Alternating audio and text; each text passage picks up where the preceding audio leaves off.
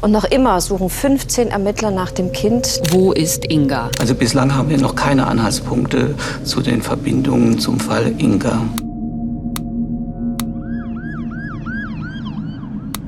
Am Dienstag waren die Suchmaßnahmen noch einmal intensiviert worden. Ein Hubschrauber mit Wärmebildkamera überflog Waldstücke und Waldwege sowie Kiesgruben. Insgesamt sind an den vergangenen Tagen etwa 500 Hektar Wald abgesucht worden. Jetzt will die Polizei allen Hinweisen aus der Bevölkerung nachgehen. Der Mann ist Christian Brückner, Psychopath mit pädophilen Neigungen beschrieben wird. Die Polizei hofft noch immer, die kleine Schönebäckerin lebend zu finden. The thought of something happening to their own child is probably every parent's worst nightmare. For Victoria and Inga Gehricke, this nightmare became a harrowing reality 6 years ago. On May 2nd, 2015, their then 5-year-old daughter Inga disappeared during a visit near a psychiatric facility. To this day, there is no trace of the girl. Get ready to delve deep into the mysterious disappearance of Inga Gehricke.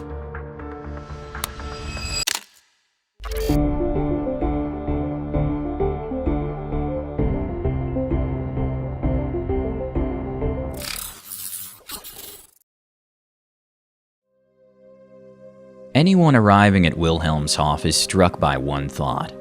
This is where the world seems to end. The estate is entirely secluded, surrounded by forest. Severely addicted and mentally ill individuals are cared for here. They do not live by the clock, but follow the sound of a bell that rings for meals and church services. It is a place where time seems to stand still, a haven of serenity for some. Criminal Commissioner Reimer Klockson.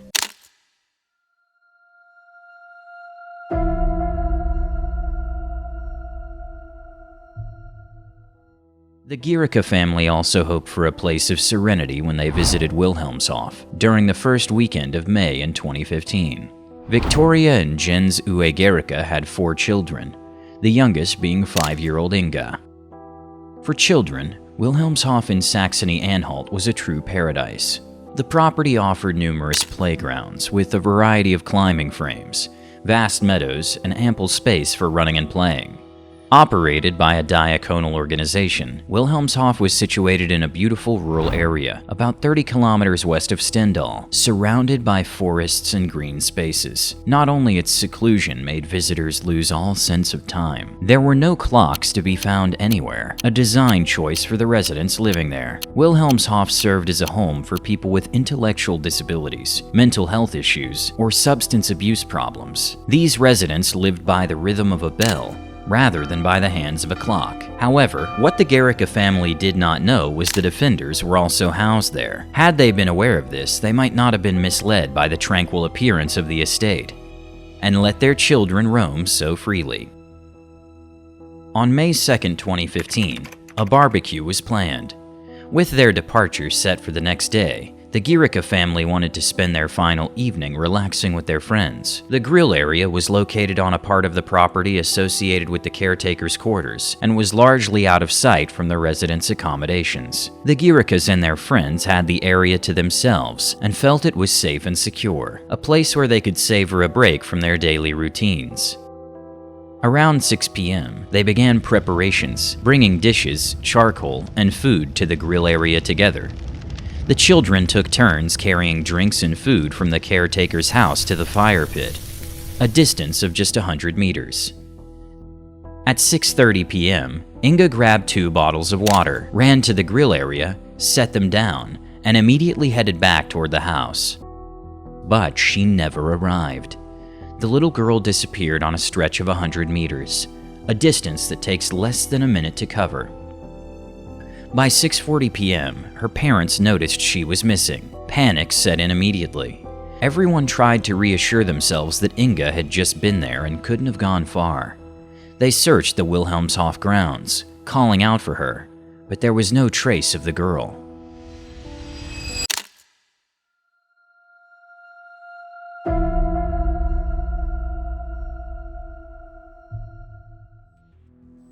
Victoria and Jens immediately alerted the police. A large-scale search operation was launched right away, joined by numerous volunteers.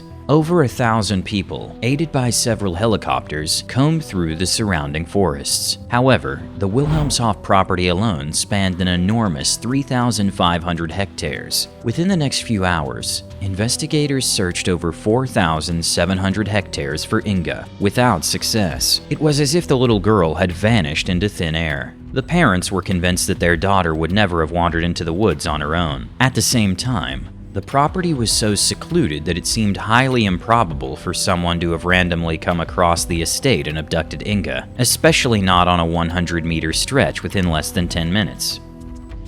In addition to helicopters, police also deployed tracking dogs to scour the area. Remarkably, one of the dogs picked up Inga's scent and followed it through the woods to the nearby highway. But the trail didn't end there. It continued across the highway, leading all the way to Berlin and then to Dresden, where it ultimately went cold. Sometime later, a witness from Nuremberg came forward to the police. She reported that she had been visiting Berlin around the time of Inga's disappearance. She claimed to have seen Inga in a Berlin subway, accompanied by a disheveled man. The man, who was barefoot, had caught her attention because he was roughly dragging the sad-looking child along.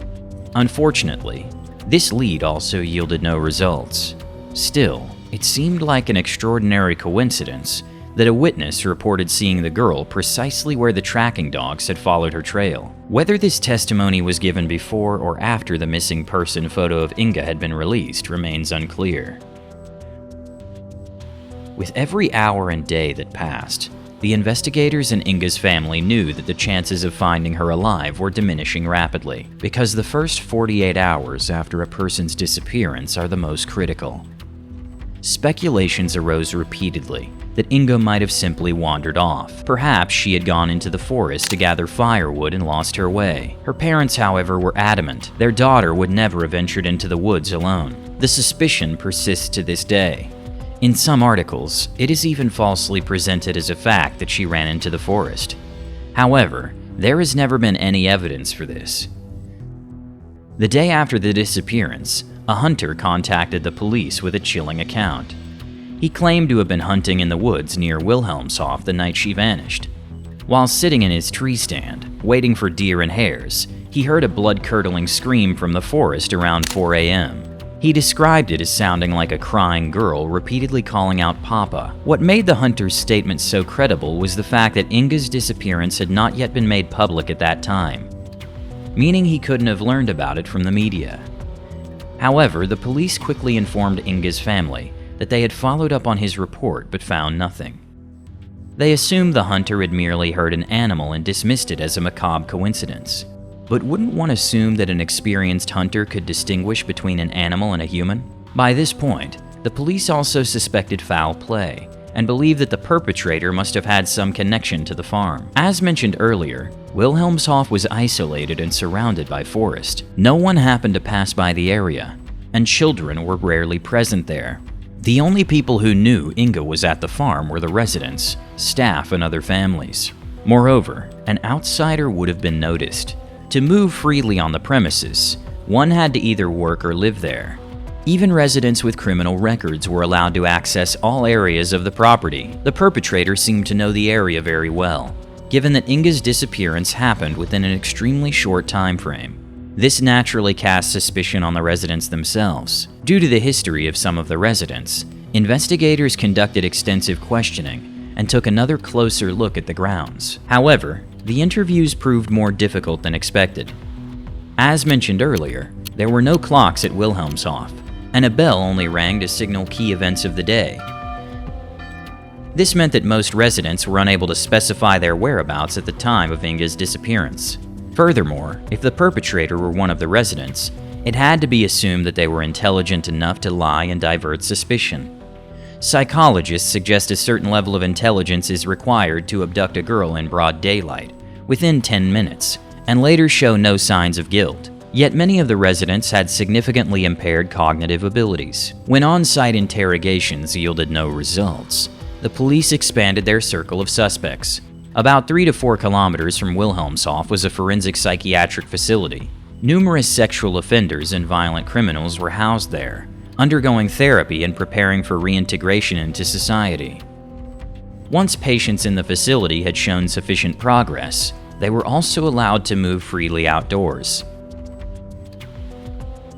The psychiatric facility and Wilhelmshof were directly connected by a road.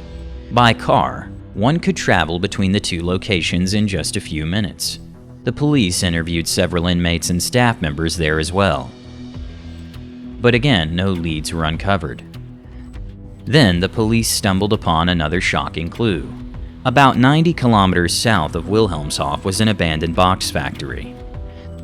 Thanks to a tip from a passerby, the police discovered a suspicious pit inside, where a dead dog was buried. Hidden beneath the dog's bones were numerous storage devices, including CDs and USB sticks. Every single one contained illegal films involving children. In total, the files included thousands of images and videos. Upon analysis, it was determined that Inga did not appear in any of them. Additionally, on the property stood an abandoned camper. Inside, police found children's underwear as well as various children's swimwear. When Inga's father was shown these items, he confirmed that none of them belonged to Inga. What was even more shocking, however, was the identity of the property owner. The owner of the abandoned box factory was none other than Christian B. Before we continue, I'd like to kindly ask you to leave a like and subscribe if you enjoy my content. I take these cases seriously and strive to create as accurate a picture of the cases as possible. Now, let's continue with Christian B.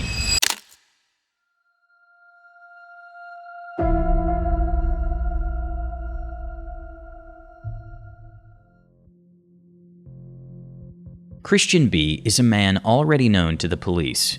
Christian B is the main suspect in the disappearance of Madeleine McCann, a British girl who vanished in 2007 at the age of 4 in Praia da Luz, Portugal. Since then, Maddie has been missing, and in recent years, some evidence has emerged indicating that the German national Christian B abducted and killed her. Christian B was born in 1977 in Würzburg and grew up in foster care. Conflicts with the law began early. At age 17, he was first convicted of sexual abuse and received a 2-year suspended sentence. Shortly thereafter, he moved with his girlfriend to the Algarve in Portugal. He was also living there at the time of Maddie's disappearance, although he frequently traveled back and forth to Germany, often committing crimes during those trips. Many of these crimes were only linked to him much later or remained unsolved. Some even speculate that Christian B was involved in the murder of Tristan Brubach, another horrible case.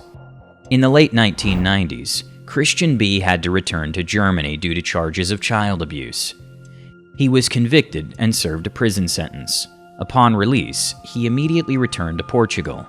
There, on September 2, 2005, he brutally forced a 72-year-old American woman to get intimate with him. He attacked the elderly woman in her home, blindfolded her, and subjected her to a violent assault. In 2006, 2 acquaintances of Christian B discovered video footage in his apartment showing the assault. At that time, Christian B was already in prison again, this time for theft. He had to serve another prison term. Subsequently, he temporarily returned to Germany, living with his girlfriend or in a camper in Hanover. In 2011, he was convicted of substance trafficking and received a suspended prison sentence. In mid-2014, Christian B was once again under investigation for child abuse. He fled to Portugal and was subsequently wanted by warrant. In 2017, he was arrested in Portugal and has been incarcerated in Kiel since then. Christian B has been linked to numerous cases of abuse and abduction. He is also named as a suspect in the case of Inga Gehricke. The day before Inga disappeared, Christian B was involved in a car accident in a parking lot about 90 kilometers from Wilhelmshof. The police were notified, and the parking lot incident was documented. Therefore, Christian B was definitely in Germany and near Wilhelmshof at the time of Inga's disappearance. Adding to this, the abandoned box factory near Wilhelmshof was owned by him. When confronted with this, Christian B could not provide an alibi. For Inga's parents, Christian B has been the main suspect ever since. The police remain skeptical. His phone was never traced to the cell tower covering Wilhelmshof on the day Inga vanished. However, he could not have known that children would be present at the site that day. Investigations in the Inga Gehricke case have now been closed. Her parents find this irresponsible and demand that the investigation be reopened, particularly regarding leads involving Christian. There's also speculation that he may have had contact with patients at the forensic psychiatric facility, giving him inside information that Inga was at Wilhelmshof. Inga's father wishes for new investigators to take over the case and thoroughly re-examine it. Together with his lawyer, he has claimed that the investigation has been one-sided. He has called for the case to be taken over by the LKA, State Criminal Office in Magdeburg, but this request was denied. The marriage of Victoria and Jens Uwe Gehricke has since ended in divorce. The disappearance of their daughter and their different ways of grieving took a heavy toll on them. While Victoria still holds on to hope that her daughter is alive, Jens Uwe came to terms early on with the belief that their daughter would only be found deceased. He says he wants to be able to grieve, but can only do so once the case is solved and there is certainty. Every year on the anniversary of her disappearance, Victoria visits Wilhelmshof. She says it's where she feels most connected to Inga.